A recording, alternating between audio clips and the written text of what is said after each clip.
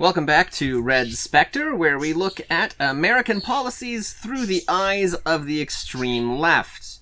I'm Steven, with me as always is Connie, and today we are going to be talking a little bit about fascism, what it is, and what it has meant historically, and how that applies to modern American policies. I think it's something that really deserves a more in-depth conversation. There's a couple bits of fascism that really need to be defined well for people, because in the American mind, it's come to just mean racist, nationalist, and that's basically it. So people point to something like the detention camps for illegal immigrants and say, well, that's a concentration camp, that's like Hitler, this is fascism, while ignoring the fact that the Roosevelt administration did exactly the same thing to the Japanese, and Roosevelt very definitely was not a fascist. So I want to look a little bit at some of the economic policies, the things that seem to unite European fascists, and how that might apply to South American fascists. And I want to look at the 14 characteristics of fascist states, because I think that's an interesting thing to look at, and I just kind of want to read them off, and for each one, we're just going to have a little bit of a discussion about what that means for American life and American government, because obviously, being Americans, this is an America-centric show. Does that sound good to you? Yeah. Who came up with these 14 characteristics? Why should we give a fuck? Right, so these came from an article entitled Fascism, Anyone, where somebody compared the fascist regimes of Hitler, Mussolini, Franco, Suharto in Indonesia, and Pinochet. This was Dr. Lawrence Britt, and I think it's a good list because there's a lot of confusion about whether any of the other governments outside of Hitler, Mussolini, or Franco are actual fascists. And one of the big defining things that people use, if you say, well, is Pinochet a fascist? And they say no, is that Hitler, Mussolini, and Franco were all very critical of capitalism. Mussolini, having been part of the socialist revolutionary movement, becoming disgusted with it and trying to find a different way forward, it makes sense that he would be deeply critical of capitalism. Mm-hmm. His route forward reflects that while not reflecting actual socialist policies. But there are enough characteristics in common of these dictatorial authoritarian governments that if we can move beyond criticism of capitalism and look at what underlies the criticism and the path forward that they took, I think it's possible to look at a way to unify these other people into fascism also. That they're not really contradictory, and that criticism of capitalism probably isn't the actual underlying goal of those administrations. So the first characteristic that he lists of 14 are powerful and continuing nationalism, where they tend to use constant use of patriotic mottos, slogans, symbols, songs, paraphernalia, flags, all over the street, on clothing, in public displays, that sort of thing. If I go to my bedroom window and I look out of it right now, I can see 6 American flags. Now, I'm pretty sure if I walk out the front door, I think I've counted 14, but I'm not sure. So we've definitely got that going for us. Yeah, and I think the display of flags and like extreme patriotism and things like that is often associated more with the Republican Party than the Democratic Party.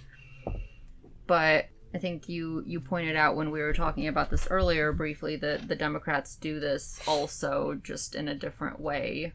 Yeah, so I think it's more overtly just plain nationalistic patriotism on the far right, but for centrist Democrats, it plays up a lot more in speaking about how we as a nation owe it to our citizens to do something. So if people talk about college being free, it's because Americans deserve free college, and it kind of folds back in some of the national pride aspects, the national, the pomposity of what makes America special and unique, and the constant appeal to democracy and the constant appeal to liberty and the pretense of protection of justice being a uniquely American trait. And we basically...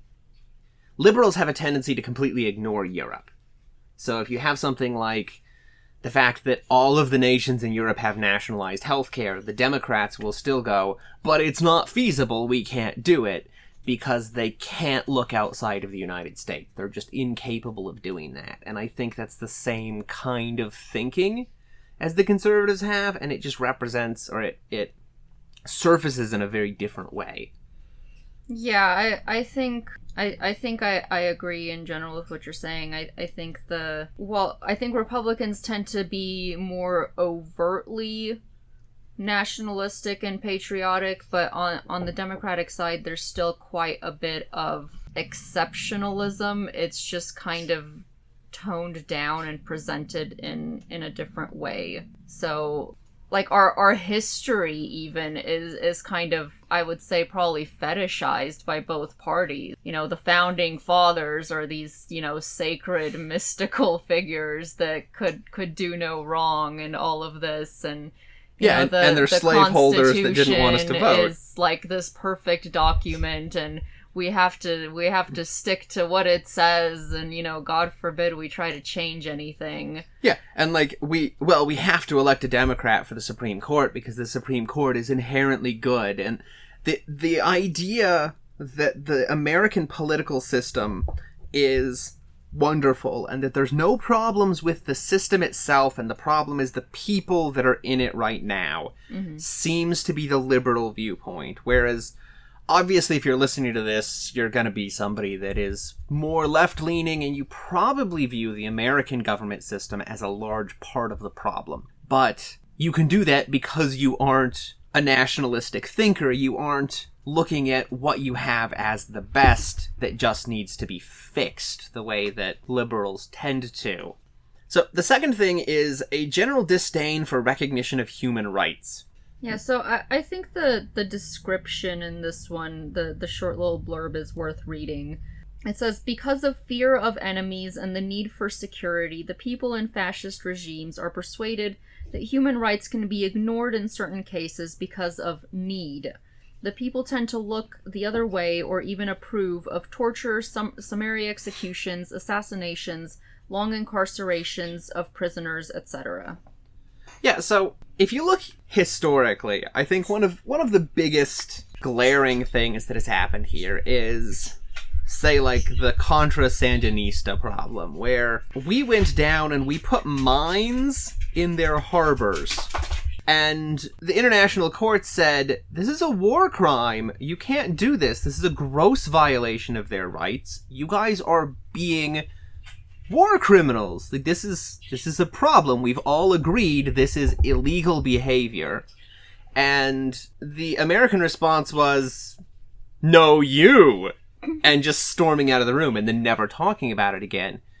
And that's just sort of our attitude. So, you know, Bush and waterboarding, that was obvious torture. Everybody agreed that was torture. It was basically just defined to be torture, but we needed to do it. And because it wasn't something that was explicitly listed as torture in existing documents, we could do it, and it was okay, because the ends justify the means justify the end. The ends justify the means. Yeah. Yeah, definitely with the torture, but I think it's also interesting to look at things like the war on drugs and a lot of the crime bills that have been passed in this regard, because I think those are also definitely a disdain for human rights. Yeah, especially if you look at, like, the history of, say, making marijuana illegal and the racism that goes into that, and the fact that we keep increasing prison terms for that while basically treating it as a non-crime for white people. So we put black people into prisons with basically infinite terms, infinite sentences, because it's a private prison and because they're run to keep people in. They have all sorts of ridiculous rules that you can break that extend your sentence, when in a government-run system it wouldn't necessarily do that. and then we turn around and use these people as slave labor. That's definitely applicable. That's something that I think also applies to the War on Terror, where we arrest people, for sure. and then we ship them off to Guantanamo. That didn't Obama say he was going to try to close Guantanamo and then did nothing? I think so, yeah. Yeah. Yeah, and I think that this one is another aspect where, on the face of it, you would think, oh, this is mostly Republicans that are guilty of this, but it's also very much Democrats. Democrats, the crime bill that was passed during Bill Clinton's reign. Yeah, I was about to say reign, well, not presidency. Functionally. The thing that Biden keeps bragging about now. Yeah, that was written by our good friend Joe Biden. And that was just an appalling abuse of human rights, and has resulted in so much mass incarceration and suffering, especially for minorities and for poorer working class people. And we talked about that in a previous episode. If you want to go check it out, I believe it was the first episode. Was it? Yeah. Okay, yeah, so in the first episode about Democrats swinging to the right, we talked about that a whole lot. So if that's something that you want to hear more about, where we're extolling the evils of that kind of bill coming from Democrats, by all means go back and check that out. The third one is identification of enemies and scapegoats as a unifying cause. Now, if you look at Hitler, this was the socialists and the Jews. If you look at Pinochet, this was largely the leftists and the socialists who were arrested and killed en masse. Somewhere between 1,500 and 10,000 people just disappeared. This is something that's really obvious in dictatorships because they can get away with it easily. But we've definitely got a lot of that going on here. Yeah, I agree, and I think this is one that's definitely more apparent on the Republican side. They scapegoat immigrants, they scapegoat religious minorities. Most recently, it's been Muslims because of the whole War on Terror thing. And we do it within our own parties, where as a unifying force for the Republicans or the Democrats, they go, well, look at these other guys. Aren't they horrible? Aren't they evil? The big push for Joe Biden is he's not Donald Trump. Yeah, we need to get rid of Donald Trump at all costs. I will vote for a toaster with Down syndrome before I let Donald Trump back in, is basically what people are saying. And that's just saying my guy's better than your guy. Yeah, that's a very good point. Yeah. So we've got that going on within ourselves. And then we've got it on a larger scale with things like the War on Terror, where, Iraq, in the Iraq War, following of 9/11, this was this big unifying force. We have to deal with this. This is an existential threat to all Americans. We have to do this. And this has been ongoing since then. Prior to that, we had the Cold War forever.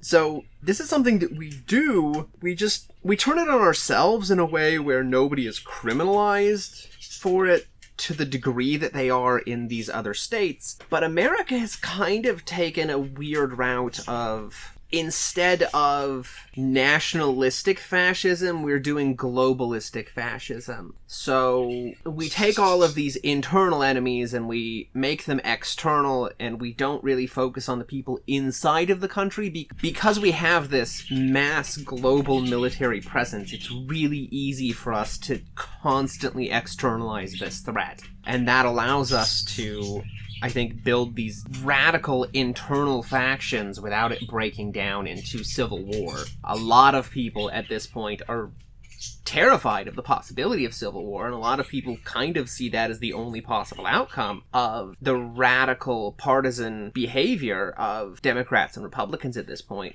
To the point that, like, Donald Trump trying to do checks for people who are hurting right now, and the Democrats are basically getting in the way of it because millionaires don't need money. So we're definitely doing this, but we're doing it in a weird way that I don't think has really been seen before. And I think this is the new face of nationalism. The fourth one is supremacy of the military. Even when there are widespread domestic problems, the military is given a disproportionate amount of government funding and the domestic agenda is neglected. Soldiers in military service are glamorized. I mean, this is sort of America in a nutshell, this one right here. Yeah. We have the largest military in the world. We have military bases everywhere, and we're constantly spending more and more on the military when we do have these massive internal problems. Our infrastructure is crumbling, our people have no fucking health care. In the middle of a pandemic, we have no health care, and our workers aren't being paid enough to survive, and all of these huge problems that are going on within the country, and we can't pay for any of those. Apparently we can't pay to fix those guys, but you know what we can do is pay for our gigantic military to go, blow up some people in the Middle East, because that's just what we do. Yeah, and a huge part of that is building a planned economy. And one of the big things that Hitler, Mussolini, and Franco did was they took the economies that they had and they enforced government planning on it. So Bayer didn't want to make Zyklon B. The Nazis made them do it. They didn't get a choice in it, but Bayer still got money from it. Bayer still profited from this as a private entity. And we don't really do a whole lot of planned economy in the United States, but we take our military and we extend it to someplace like Iraq, and then we use the IMF to implement all sorts of weird regressive policies where they're basically forced to then produce oil, or in the case of like China or someplace, produce electronics for us. And we take other nations and we use our military might and our presence to create a globalized planned economy to prop up our own consumption, but we do it in a way that disguises it from our own citizens.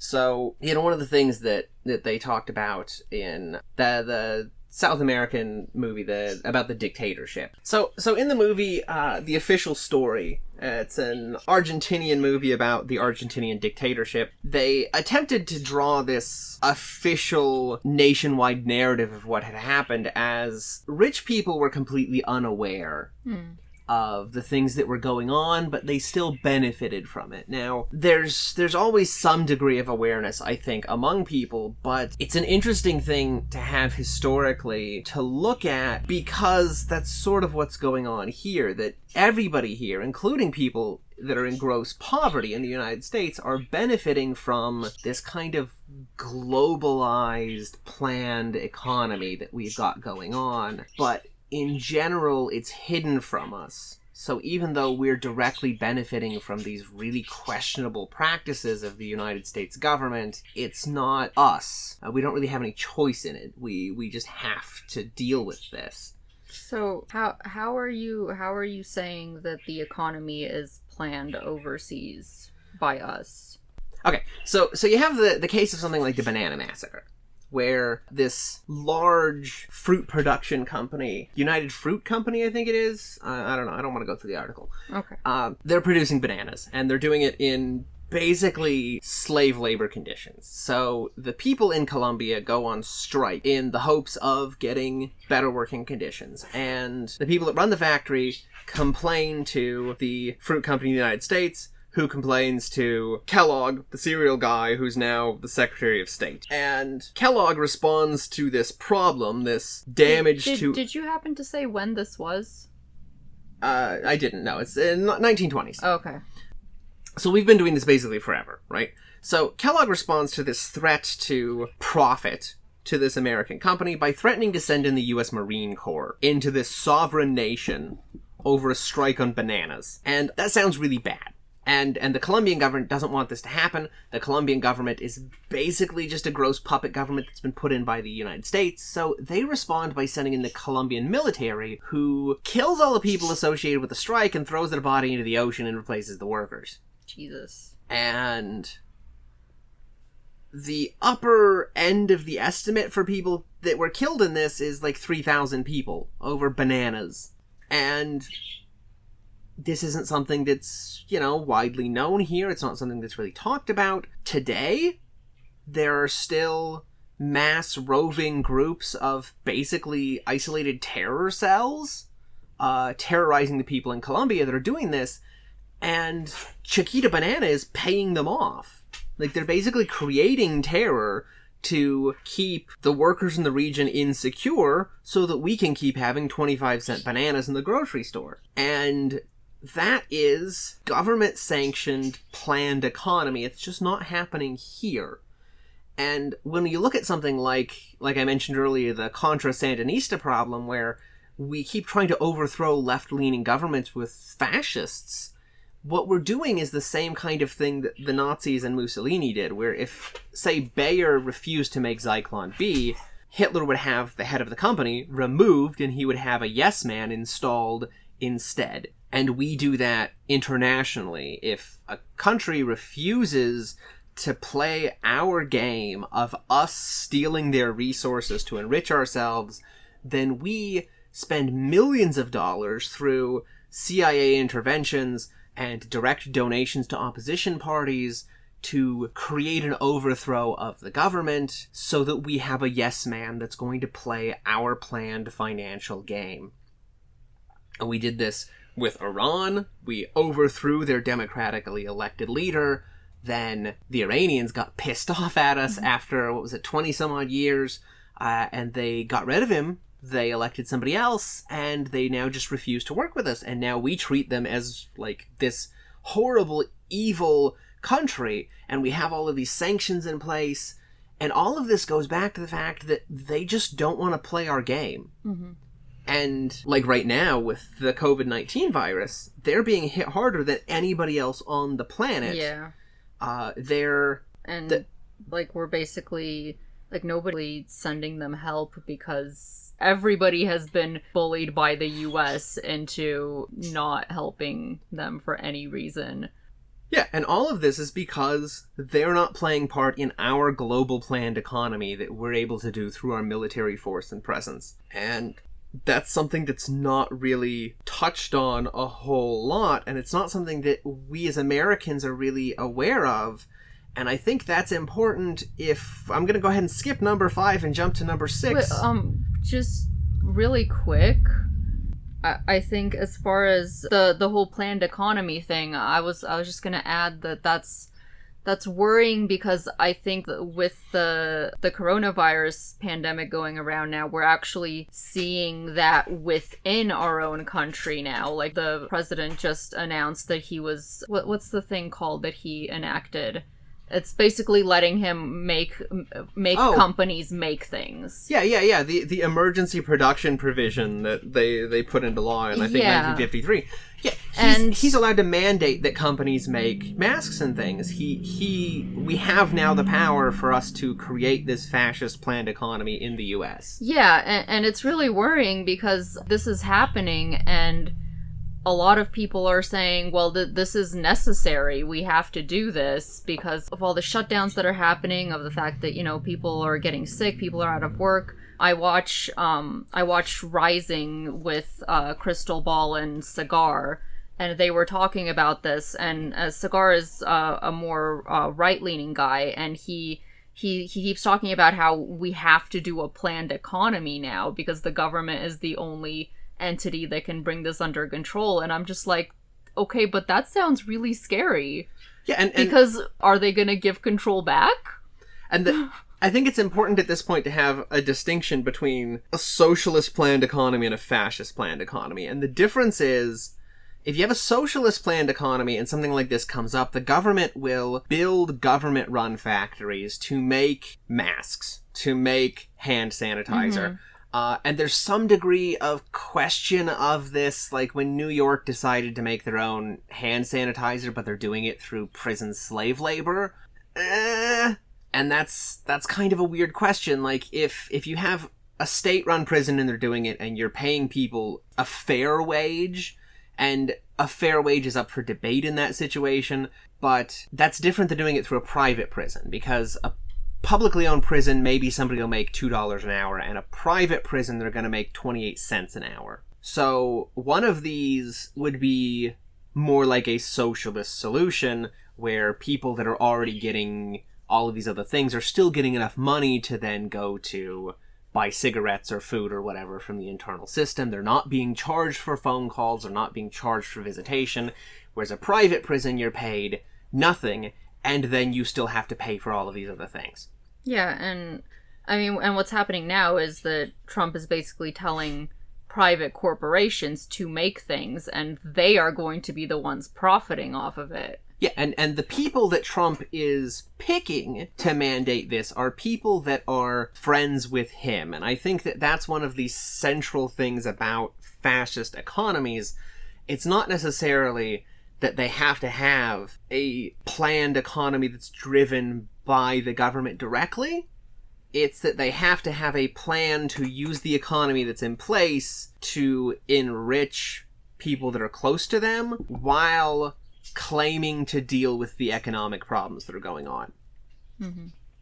So Pinochet went full-on free market, but his rich buddies were the ones that benefited. And Mussolini went full controlled market, but put his buddies into the heads of companies so that they were the ones that benefited. And it's a very different thing to have that going on, because one of these, we have to agree that it's necessary that we have masks. We have to have cleaning supplies. We have to have vaccinations. But having the government do those things and having the government mandate private industry do it for profit without having things like price controls or other things in place is two completely different things. Yeah.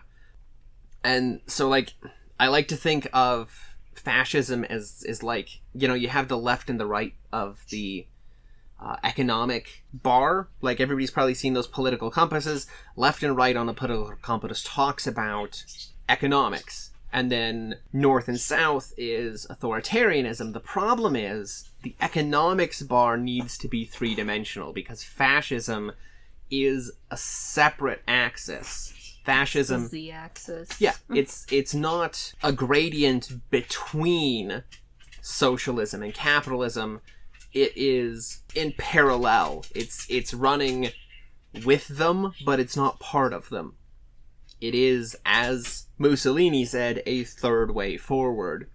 So we have all of these problems, and they're not really covered, and I think that they're not really covered because of number 6, which is controlled mass media.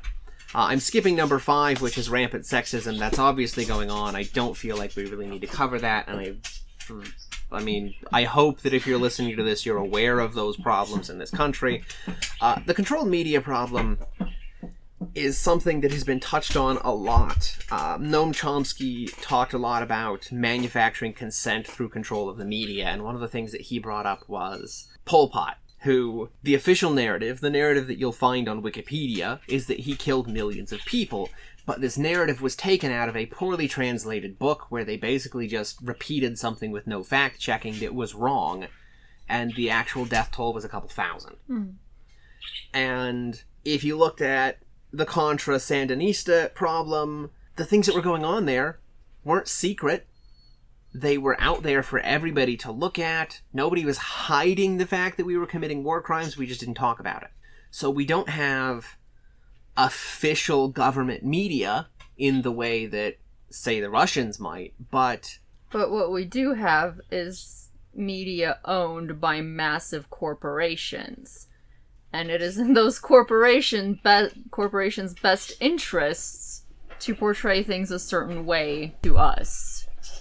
Yeah, absolutely. And there isn't really an alternative to that. If you want to find alternative media, if you look at something like, you know, the Young Turks, they still have to make money. They still have to get enough people coming in to maintain the large amount of staff that they have. So they're working with banks for funding as part of their, like, go have dinner with us thing. And that means that while they can be critical of corporate lobbying, they can't then turn around and be super critical of the bank itself, because then they don't get money.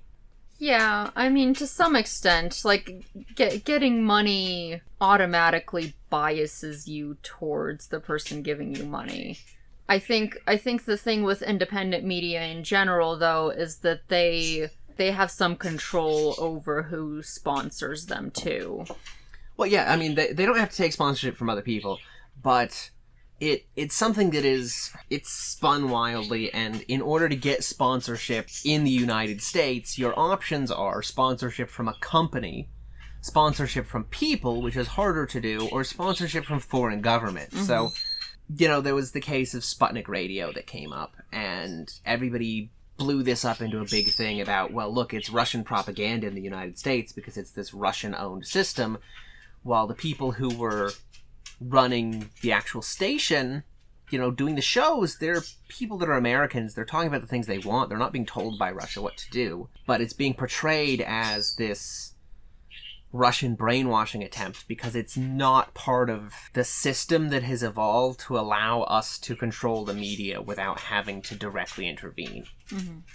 So we've got a system that works completely with the parties. You've got Fox that falls in line with the Republicans basically all the time at this point. Mm-hmm. It's just this weird, gross circular loop between Donald Trump and Fox News. Yeah, and then you've got, CNN and MSNBC, which are, for all intents and purposes, just like mouthpieces of the DNC. Yeah, so, at this point, you can go BBC, you can go The Guardian, you can do a lot of external companies to the United States and get kind of a more balanced view than you get here, because here balance just means neoliberal.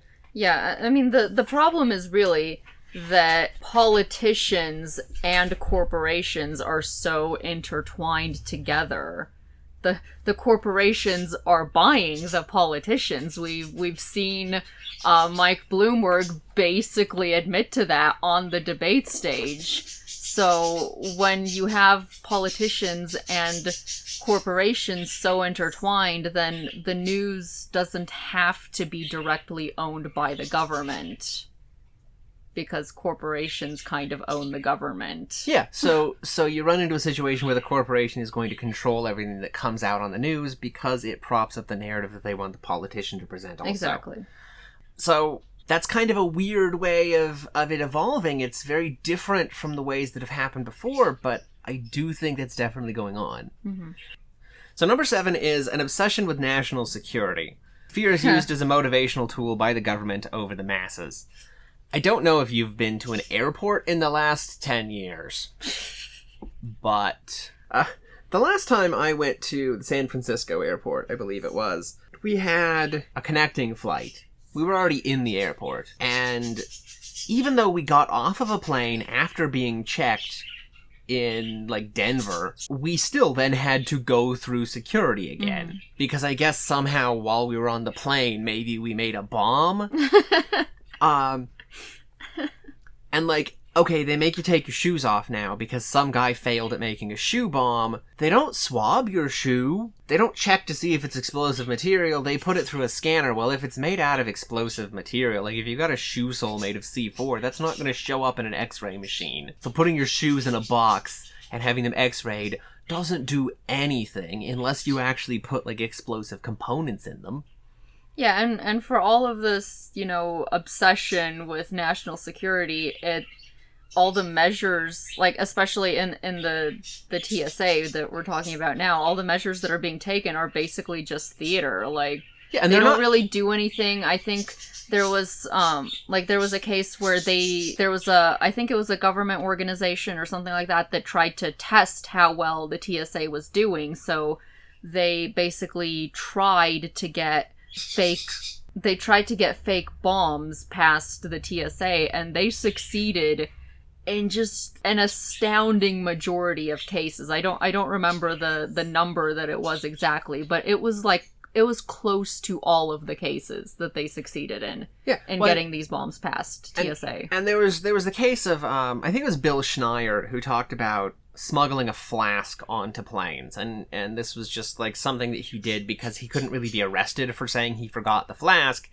But it's something that applies to guns, and that's if you go into a scanner, including one of those, body scanners, I shouldn't say including, if you go into a body scanner, because that's what we're focusing on, your body shows up, but other stuff is black, and so is metal. And so if you have, say, a loose-fitting coat, and you lift your arms up and the coat moves out to your sides, and you have a metal object in it like a flask, it shows up as black on the black background, and they don't see it. And if you have, say, a shoulder holster that you hold up and there's a gun in it, they don't see it. And this is illustrated by... There was an article a while ago about a guy that mid-flight realized that he had his gun on him. Oh, God. He forgot to take it off. He went through the scanner. They didn't see the gun. He got on the plane, and, he then had to spend the entire flight nervously trying to hide this gun because he wasn't supposed to have it and he didn't want to have it. It was just accidental that he smuggled a gun past security. So these shows, they're not to make us feel safe, they're to make us feel like there's danger so that we can then re-emphasize on national security. And ICE... yeah. ICE, for sure. You know, if you look at the Democratic primaries... Bernie Sanders says, get rid of ICE. Mm-hmm. And Warren says, no, we need ICE. ICE is serving a fundamental purpose for us in our national security. And we just need to reform it so that this otherwise good branch of government behaves the way that it's supposed to because the right people are in charge, which is, again, going back to the weird, squirrely Democratic thing to begin with approving of all the bad shit. We have 14 secret police organizations in this country. It's not just ICE and the TSA. There's so many three-letter acronyms, not counting the FBI or the CIA. There's so many.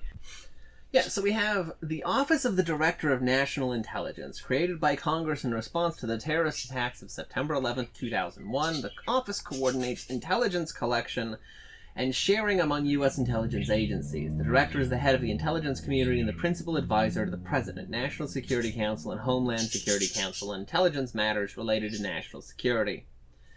We have the Central Intelligence Agency, which everybody's probably familiar with. We have the NSA, the National Security Agency. We have the Defense Intelligence Agency, which is the Pentagon's spy agency branch. We have the FBI. We have the Department of State Bureau of Intelligence and Research, which collects and analyzes intelligence on global affairs and advises the Secretary of State and diplomats. We have the Department of Homeland Security, the Drug Enforcement Administration, the Department of Treasury Office of Intelligence and Analysis, which is basically the special investigative branch of the IRS, dating back to when Hamilton decided to send tax officials to investigate the Whiskey Rebellion. We have the Department of Energy Office of Intelligence and Counterintelligence, which originates with the Manhattan Project. We have the National Geospatial Intelligence Agency, GeoInt. This is the agency that managed to pinpoint Osama bin Laden's hiding location through satellite photos and other analysis of geotagged activities. We have the National Reconnaissance Office, the NRO. It was not declassified until 1992. It builds and operates the nation's reconnaissance satellites. We have the Air Force Intelligence, Surveillance, and Reconnaissance Branch. It runs airplanes, drones, and satellites to identify hideouts, bunkers, and mobile launchers. Probably a huge part of the Special Operations Base here. Army Military Intelligence, Naval Intelligence, Marine Corps Intelligence, Coast Guard Intelligence. These are all separate agencies. These are all things that exist with separate budgets, working on their own, duplicating everything because of this obsession with national security. One of the big things that constantly came up during the Cold War was how we had to have all of these things to fight against the KGB, who was largely active just because it was trying to limit the influence of these agencies in other countries. And we use this obsession with national security to then take these branches of government and turn around and then use them as part of our global planned economy again. Mm-hmm. But it's really, it's an absurd degree of time and money and energy invested into this just obsession with telling us that we're not safe and that these things have to be here. And this list didn't even include ICE. Right. Although I suppose that's part of the immigration. But, like, within each of these groups, there's other subgroups that are all equally terrible. And I don't even know if a list of that exists, of all of the little things. I think it's probably a good point to break. We're halfway through the list. We're at about 45 minutes, I think. So we're going to come back with the rest of it and talk about the remaining 7 a little bit in the next one, and we will see you then. Solidarity, comrades.